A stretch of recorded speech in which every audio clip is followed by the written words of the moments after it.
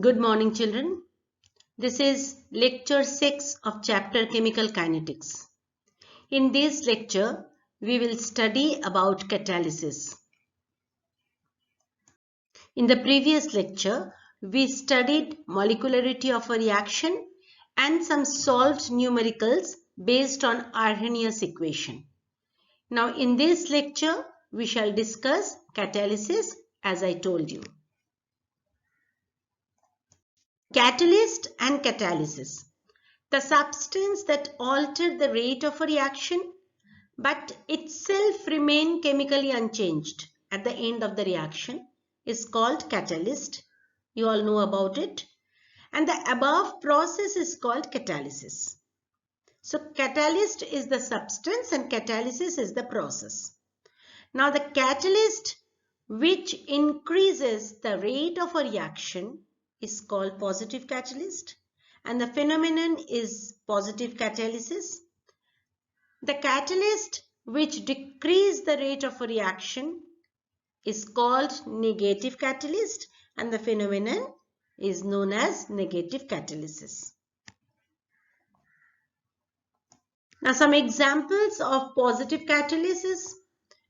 Decomposition of KClO3 takes place rapidly at lower temperature when a small amount of MnO2 is added to it. So you all know about it. KClO3, when it is decomposing, it is giving you O2, but MnO2 should be present as catalyst. Decomposition of hydrogen peroxide takes place rapidly in the presence of colloidal sulfur. So the sulfur is acted as catalyst. Now oxidation of hydrochloric acid into chlorine is accelerated by the use of CuCl2. So these all are acting here as catalyst, and they are positive catalysts. They are increasing the rate of the reaction. So they are known as positive catalyst. Now basis of positive catalyst. Why they are called as positive catalyst? As you know that they are decreasing the rate of a reaction. Okay, now what actually the positive catalyst is doing? They are lowering the activation barrier for the transformation. How? By introducing a new reaction pathway. That means this first graph is showing this is the activation barrier. Okay, the reactant has to be crossed, they has to cross this activation barrier. They has to be activated up to this much, and then only they will give you a new product. But the second graph is showing you with the green line, this is the graph is showing with a catalyst the reaction is going on. What the catalyst is doing, it is decreasing the activation barrier. Okay, it's a new pathway it is giving. This dotted line is the pathway for the previous one, that means without catalyst. And the green one is showing with the catalyst. And you can see that it is decreasing the activation barrier for the reaction. Examples of negative catalysis. Oxidation of sodium sulfite by air is retarded by the presence of alcohol. That means alcohol is acting here as a negative catalyst. Decomposition of hydrogen peroxide decreases in the presence of acetanilide. Oxidation of chloroform in the presence of air is retarded in the presence of alcohol. Tetraethyl lead, which is known as TEL, decreases the knocking of petrol and thus acts as a negative catalyst. That means tetraethyl lead is also acting as a negative catalyst. So these are the examples of negative catalyst. Classification of catalysis. There are two types of catalytic process: homogeneous and heterogeneous catalysis. Both the process have industrial importance. In the following slides, we will study about the homogeneous and heterogeneous catalysis. Now, homogeneous catalysis. When the reactants and the catalyst are in the same phase and the reaction system is homogeneous throughout, the catalysis is termed as homogeneous catalysis. That means if the reactants are in solid state, the catalyst also in the solid state. If the reactants are in liquid phases, then the catalyst also will be in the liquid phases. If it is so, then it is known as homogeneous catalysis. For example, oxidation of SO2 into SO3 by oxygen in presence of NO. Now, the SO2 is reacting with O2. Both are in the gaseous state, you can see here. And NO is acting here as a catalyst, which is also in the gaseous state. So, the reactants are also in the gaseous state as well as the catalyst is also in the gaseous state. So, it is an example of homogeneous catalysis, which is giving SO3. Now, hydrolysis of an ester in presence of mineral acids. Ester and water both are in the liquid phase. H2SO4 is a mineral acid acting as a catalyst, that is also in the liquid phase. So it is an example of homogeneous catalysis. It is giving you acid and alcohol. Now hydrolysis of cane sugar in presence of mineral acids. The same way, cane sugar solution, that means it is a liquid. H2O is a liquid phase and mineral acid also in the liquid phase. So it is also an example of homogeneous catalysis, which is giving fructose and glucose. Now, transition metal compounds participate in homogeneous catalysis as they have the ability to change their oxidation state. Now, let us see the reaction. The reaction between iron 3 and vanadium 3, and this reaction is catalyzed by Cu2+.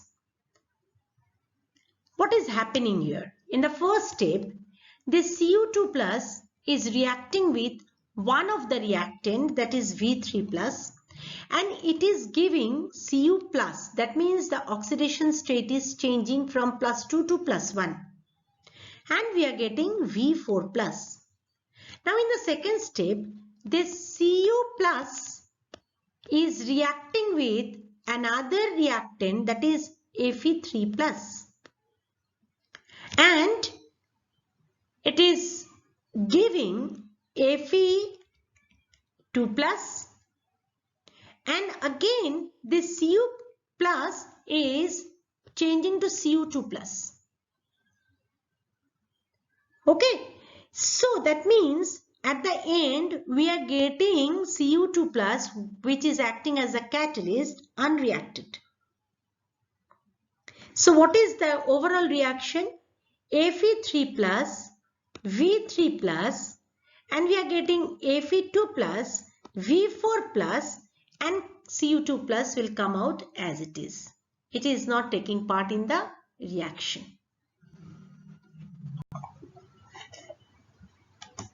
Heterogeneous catalysis. When the reactants and the catalyst are in the different phases, the catalysis is known as heterogeneous catalysis. Example, combination of N2 and H2. You can understand that both are in the gaseous phase. In the presence of finely divided iron, that is the Haber's process, we are using that. Now see, N2 and H2 both are in the gaseous phase and iron is in the solid phase. We are getting NH3 by Haber's process. Combination of SO2 and O2. Both the reactants are in the gaseous phase. In presence of platinum metal or vanadium pentoxide, that is a contact process. So SO2 is in the gaseous phase, O2 is in the gaseous phase, and platinum and V2O5 both are in the solid phase. We are getting SO3.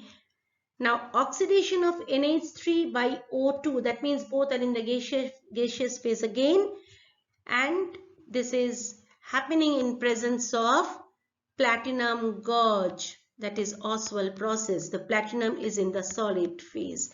That means the reactants and the catalyst both are in the different phases. So that is known as heterogeneous catalysis. The example of heterogeneous catalysis is the hydrogenation of ethene to ethane using nickel as catalyst. The reaction is given here. First of all, ethene with a double bond, nickel is reacting with ethene and it is loosely bonded with ethene. Now after that hydrogenation, when the hydrogen is reacting with that, then nickel is now attached loosely with one carbon atom, and then with the second hydrogenation nickel is coming out. It is not taking part in the reaction, it is acting as a catalyst here, and we are getting ethane. That means here ethene and ethane both are in the gaseous state and the nickel is acting as a catalyst which is in the solid state. So it is an example of heterogeneous catalysis.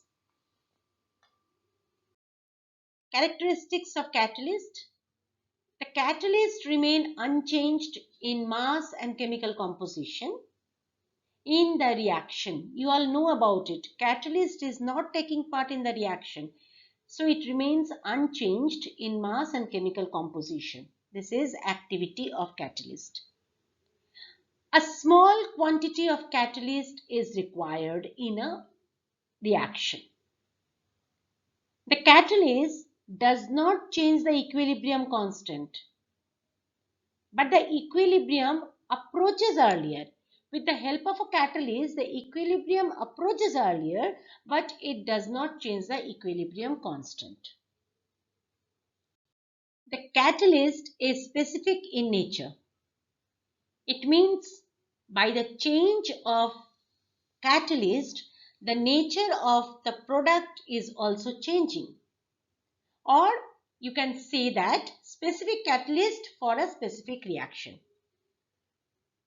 For example, CO, when it is reacting with H2 in presence of nickel catalyst, then we are getting C plus H2O. It will be, this O is not there. Okay, C plus H2O. Another you can see that CO plus H2, when copper is acting as a catalyst, then we are getting HCHO. Again you see, when CO is reacting with H2, where ZNO and Cr2O3 is present, then we are getting CH3COOH. So you can see that the catalyst is very specific for a specific reaction. If you change that catalyst, the product is also changing accordingly. The catalyst cannot make impossible reaction to occur and does not initiate a reaction. Next is catalyst poison. This is a very important thing. There are certain substances which decrease or destroy the activity of the catalyst. Such substances are known as catalytic poison. For example, arsenic, if present, it can destroy the catalytic activity of platinum catalyst in the manufacture of sulfuric acid. Okay, so these are known as catalyst poison. Now, catalyst promoter. There are certain substances which increase the activity of the catalyst. It is just the opposite of the poison. Okay, it is increasing the activity of the catalyst. Such substances are known as catalyst promoters. For example, MO acts as a promoter in the manufacture of ammonia by Haber's process. You know the Haber's process, nitrogen and hydrogen reacting together in presence of Fe catalyst, it is producing NH3. Now if molybdenum is present there, it will act as a promoter which will enhance the activity of the catalyst. And the last point, the catalyst exhibits maximum activity at a particular temperature, which is known as optimum temperature. Okay, these are all the characteristics of a catalyst. Theory of catalysis. Number one, that is intermediate compound theory of catalysis. And the second one, adsorption theory of catalysis. Intermediate compound theory of catalysis. According to this theory, the catalyst react with one of the reactants first to give an intermediate.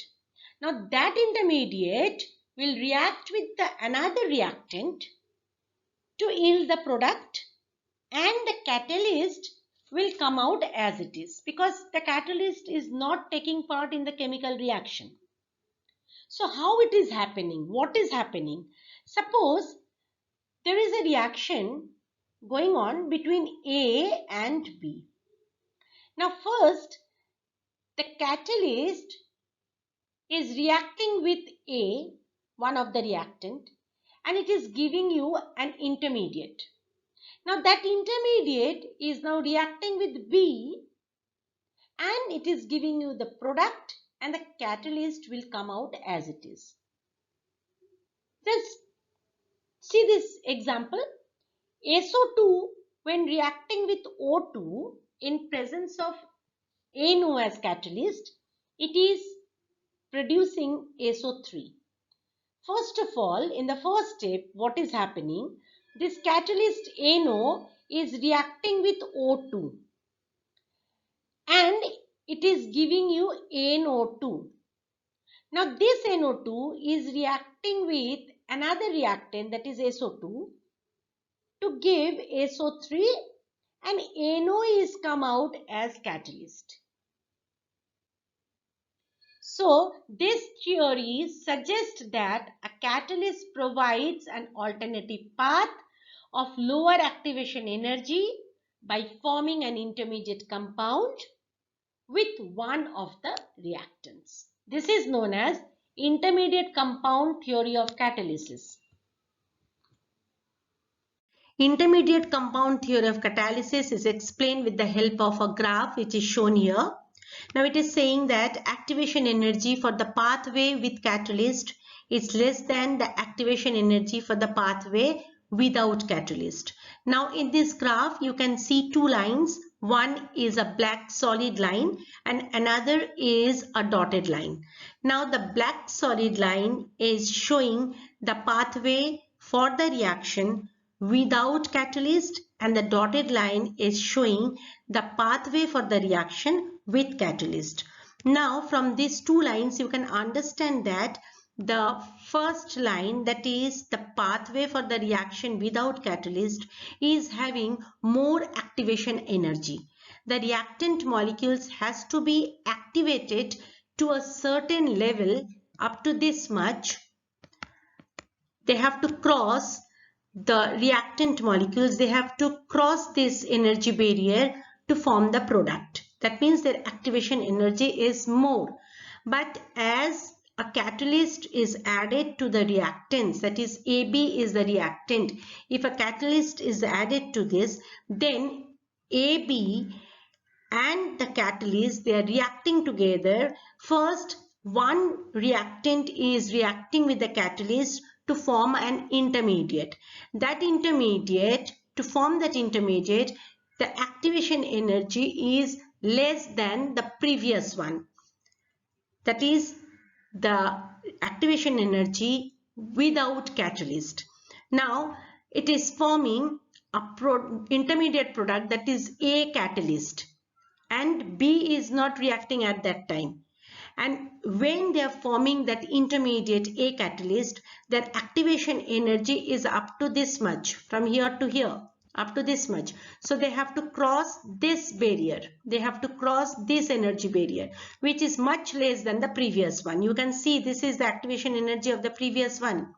So they have to cross a much less energy than the previous one. And then after that, when they cross that energy barrier, and then they are reacting with B and giving the product AB, and the catalyst is coming out without taking part in the reaction. Am I clear to you? That means the work of the catalyst is to decrease the activation energy by forming an alternative path. So the reaction can then be speeded up by increasing the fraction of molecules that have energies in excess of the activation energy for a reaction. Now next is the adsorption theory of catalyst. Adsorption theory has been proposed to explain the mechanism of heterogeneous catalytic reaction, contact catalysis, particularly involving two gaseous substances over a solid surface.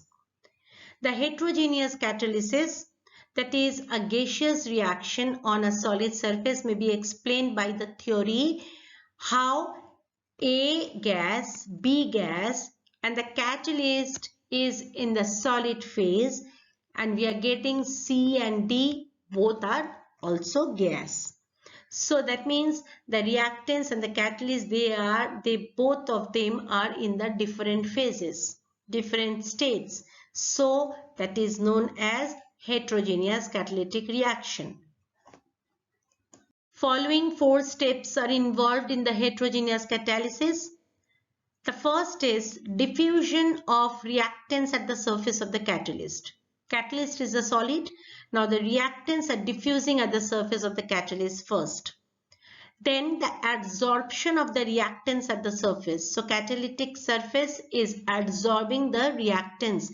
Adsorbing means it is a surface phenomenon. The reactants are not going inside. It is whatever happening at the surface only.